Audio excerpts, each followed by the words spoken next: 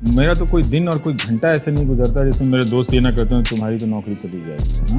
हाँ, तुमको तो मोदी जी नहीं छोड़ेंगे, भले मोदी जी हमको जानते ना हो, जानते तो हैं वैसे।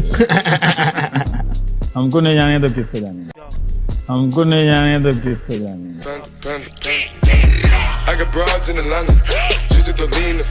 जनता ने तो ये नहीं कहा ना कि हम मोदी जी को चुनते हैं, हम उनके पीछे जिंदाबाद कर रहे हैं, तो आप लोग भी जिंदाबाद करो हमारा। लेकिन मीडिया मोदी के कवर में बैठ के, क्योंकि क्या है, क्यों करता है बताऊं, कि एक तो डर के मारे अब कर नहीं सकता, असली काम बात ये है, तो औकात नहीं है।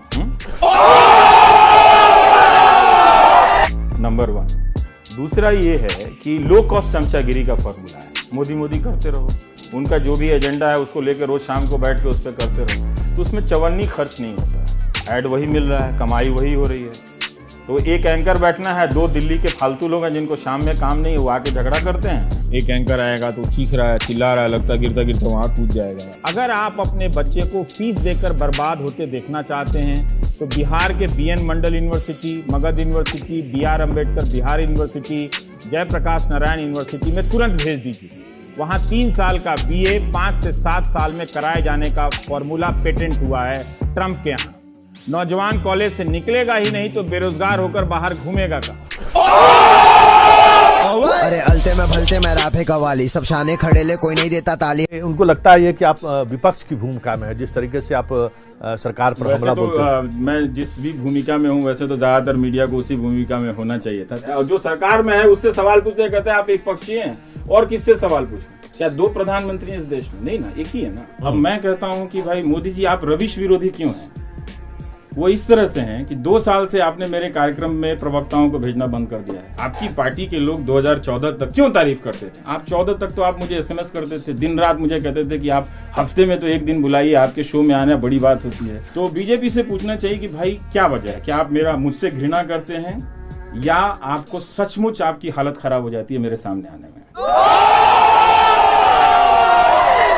आप मुझे ये यकीन दिलाना चाहते हैं कि अब अपने लोगों को जज नहीं बनाया जा रहा है? नहीं, देखिए कमिटेड जुडिशरी एक ऐसा, अगर आप डरा देंगे तो मैं मान लूंगा। नहीं, सुनिए ना, कमिटेड डरना अच्छा लगता है। मैं कह रहा हूँ कि बोलने वाले या सवाल करने वाले पत्रकार क्यों हटाया जाता है? क्यों सुनना पड़ता है? तुम ये मत बोलो नौकरी चली गई, तुम प्रधानमंत्री के बारे में मत बोलो नौकरी चली गई। क्या हमारे प्रधानमंत्री इसलिए वहां शपथ लेके गए कि मेरी नौकरी चली जाए? जिस दिन चली जाएगी पता मैं क्या करूंगा? टी-शर्ट पहनूंगा, लिखूंगा प्रधानमंत्री के द्वारा हटाया गया भारत का पहला पत्रकार।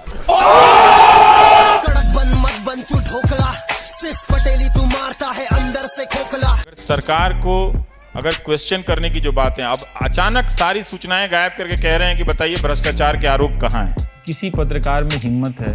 वो मेक इन इंडिया का क्या है, वो जो लाइन बना था उसमें जो नट बोल्ट था वो चल भी रहा है कि नहीं चल रहा, जाके चेक करें। किसी पत्रकार में हिम्मत है कि स्किल इंडिया का जाके कर? अमेरिका में वॉशिंगटन पोस्ट बाकायदा गिनती गिनता है कि राष्ट्रपति ट्रंप ने कितने दिनों में कितने झूठ बोले। भारत में भी इसी तरह से झूठ की गिनती हो सकती थी, मगर जो गिनेगा उसी के दिन गिनती के रह जाएंगे। कोई ऐसा पंप नहीं मिलेगा जहां प्रधानमंत्री का पोस्टर मौजूद नहीं होगा, आपको घूर नहीं रहा होगा। कई बार लगता है कि प्रधानमंत्री जी सब देख रहे हैं, तो तेल के दाम का विरोध ही क्या करना है? चलो भराओ और चुपचाप निकलो, ज्यादा देखेंगे तो ज्यादा समस्या हो सकती है। ये तीसरा क्वेश्चन है कि आपके साथी पत्रकार सीधा सीधे अर्नब गोस्वामी के बारे में बोलते हैं हर किसी के पास कुछ खूबियां होती हैं, तो फिर आपको अर्नब गोस्वामी जी में क्या खूबियां नजर आती हैं, या फिर क्या? देखिए, मैं कोई बॉर्नवीटा कॉम्प्लेक्स में नहीं आया हूँ, ठीक है? कंपटीशन में नहीं आया हूँ कि उनकी खूबियां बताऊंगा, ठीक है? ये इसको रहने दीजिए, उनमें जब खूबियां नजर आ जाएंगी तो वो भी बता देंगे आपको। गजब बेइज्जती है। ये भी कहा जा रहा है कि आप नरेंद्र मोदी पर, देश के प्रधानमंत्री हैं, उनको लेकर जो आपकी चीज़ें जिस तरीके से आप लिखते हैं या फिर एक एंकर के रूप में जब अपनी बात रखते हैं, तो लगता है जैसे कि मन में काफ़ी घृणा है मोदी को लेकर। कोई घृणा नहीं है। ये ज़रूर है कि जब वो मेरे सामने होंगे तो मैं उनका प्रवचन तो नहीं सुनूंगा मैं, ठीक है? कि पकौड़ा कहाँ बनता है, 200 रुपये में कहाँ बिकता है। मैं काउंटर सवाल कर दूंगा, ये मेरी फितरत है। अब ये सवाल करना उनका अनादर नहीं है। प्रधानमंत्री से सवाल करना इस वक्त सबसे बड़ा सम्मान है, उनका भी और भारत की जनता का लोकतंत्र में जो विश्वास है उसका सम्मान है। क्योंकि इस वक्त प्रधानमंत्री से कोई सवाल नहीं कर रहा है, कोई पत्रकार जाता सीधा घुटना पर रेंगते हुए जाता है। इससे प्रधानमंत्री की मर्यादा गिर जाती है। दुनिया की नजरों में हिंदुस्तान शर्मिंदगी का सामना ना करना पड़े कि 1 अरब की आबादी में कोई पत्रकार नहीं है। तो मैं उनसे नफरत नहीं करता, मैं उनकी इज्जत बढ़ाता हूं, ताकि इतिहास जब कोई लिखे तो नरेंद्र मोदी के सामने 0 ना लिखे। 5 रुपए के बिस्कुट के बिकने पर आफत है, लेकिन भारत इतना भी गरीब नहीं हुआ है कि बच्चों को मिड डे मील में रोटी नमक देने की नौबत आ जाए। यूपी के मिर्जापुर में एक स्कूल में मिड डे स्कूल में बच्चों को रोटी और नून खाने के लिए दिया गया। बच्चों के माँ बाप कह रहे हैं कि साल भर से उन्हें रोटी के साथ नमक या चावल में नमक डालकर दिया जा रहा है। क्या ये संभव है कि सिस्टम में किसी को पता ना हो? नॉन रेजिडेंट इंडियन अगर ये वीडियो देख लें तो उन्हें कितना दुख होगा, उन्हें शर्म आ सकती है। स्कूल की प्रिंसिपल 1 साल से नहीं आ रही हैं, वो इसलिए नहीं आ रही हैं क्योंकि लोग उन्हें छेड़ते हैं। ये भी देखिए अजीब हाल है, 1 साल से प्रिंसिपल ना आए लेकिन सब चल रहा है, और इन बच्चों को देखिए कि 1 साल इन्होंने रोटी और नमक खाई है। नॉन रेजिडेंट इंडियन क्या इसे बर्दाश्त करेंगे? शर्म करो, भगवान से डरो, भोसड़ी वालों, भगवान से डरो, कुछ अच्छा करो लाइफ में। मीडिया बहुत अब बदल गया है, उसका कंटेंट फॉर्मेट सब एक जैसा है। झुकता पाकिस्तान, झुकाता हिंदुस्तान, कांपता पाकिस्तान, कपाता हिंदुस्तान। 8 लाख 9 लाख व्यूज मिलते थे, काफी है। तो ये मैं कैसे मान लूं कि ये पत्रकारिता रिजेक्टेड है? मैं तो 30 मिनट तक बोलता हूँ, करेक्ट, अकेले खड़ा होकर बोलता हूँ। वो फालतू रिटायर्ड लोगों को भी नहीं लाता अपने कार्यक्रम में। इंटरव्यू में ना अब मजा नहीं, बहुत स्टेक, कुछ पूछ देंगे आप ही बर्दाश्त नहीं कर पाएंगे, ये हटाओ वो हटाओ। तो लाइव हो जाओ, सीधा बैठो।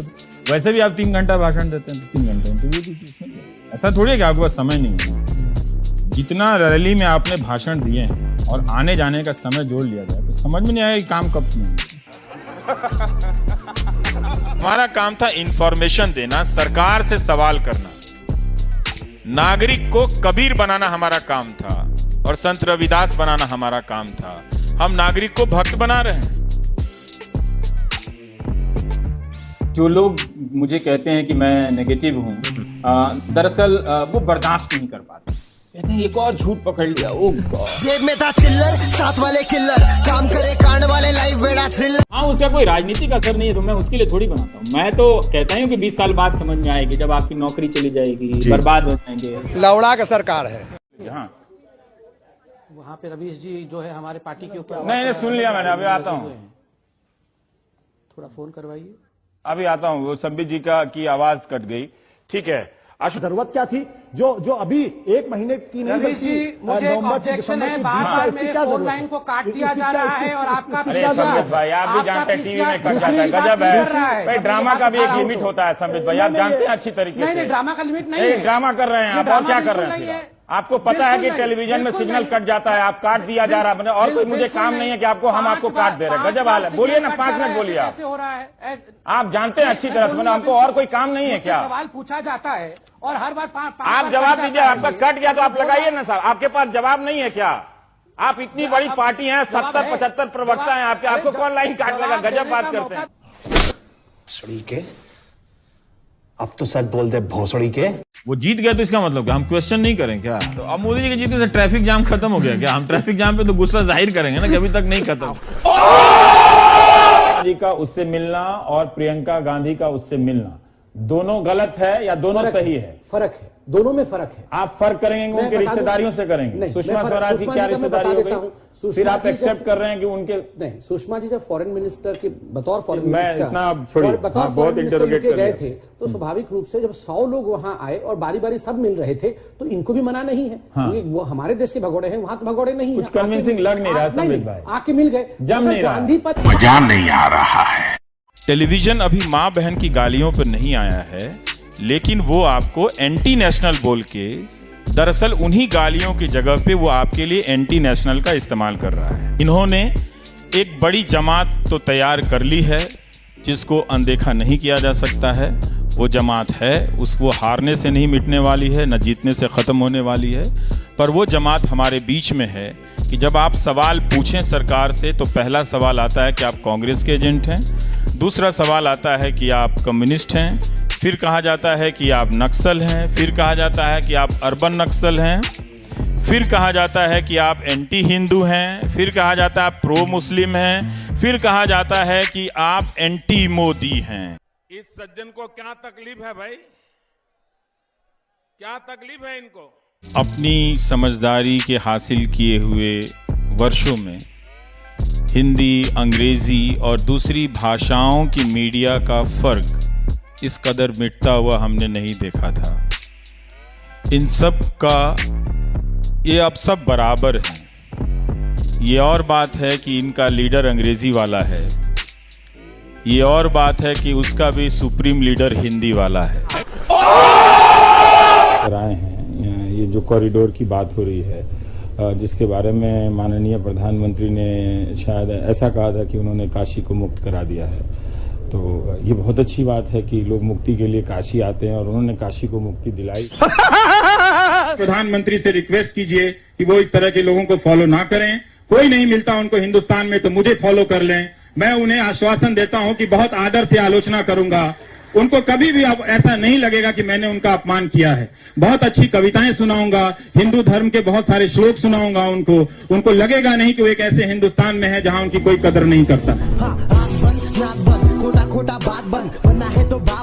If you like the video, do like, share and subscribe to Billy Talks. Thanks for watching.